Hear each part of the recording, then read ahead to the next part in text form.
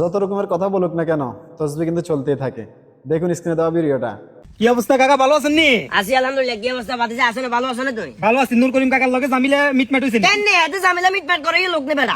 আমার এই কারণে ও কারণে বিভিন্ন জায়গায় এত অপমানে অপদস্থ করে। গত পরশুদিন জিডি করছে, এর আঘাত দিয়ে হাতে মামলা যেটা আছে এটা তো হাজিরা টাজিরা দিয়ে কোন রকম কিছুটা ক্লিয়ার করে আইছে। এইগুলো অবস্থা এমনি কি কোনোদিন এটা সমাধান হইতো না? এমনি হইব বাতিজা কষা হাতে লাগে লাগে হাতের লগে হাতের বহু পর্যন্ত লাগে, এভাবে করি সম্ভব? আচ্ছা কাকা, এই টপিক বাদ দেন। খেয়াল করলাম যে আপনি মন দেন দিয়ে আমার লগে কথা কন। হ্যাঁ। ইন্দা তবজির এমনি করে গণ করেন। আসলে কি এই ইবাদত করেন নাকি উদা খামাকা? আরে বাবরে বেশি কথা কয়, এত রঙের কথা কি লেখস তুই? আচ্ছা কাকা ঠিক আছে, এত রঙের কথা কইবে রাইট আন নাই। আমনে না তো আঙ্গ সমাজে এরকম আমাদের মতো অনেক মুরব্বী আছে। হাতিতে তবজি গেলে এমনি করে গইনবো আর মেঞ্চে গালি গালাজ করবো। আজ আন দে বুঝছেন নি, নামাজে যাইবের নাম গন্ধ নাই। ওই মেঞ্চে দেখাই বললাই সমাজে বালা সাইজ বললাই বলি তবজি যে লই লই গনের। কাকা আমনে আর মুরব্বী মানুষ, আমনের এই ধরনের কথাগুলা বলা কোনো মতে আমার রাইট নেই। তারপরেও বলতে হয় কাকা, নিজেরা একটু যদি সম্ভব হয় সংশোধন করে গেলাম। একদিন তো এই দুনিয়ার মায়া ত্যাগ করতে হবে। এরকম মানুষের লোক দেখানো আবাদত করে কোনো লাভ আছে? কোনো লাভ নেই। আর কোনো কথাবার্তা যদি মনে কষ্ট পায়।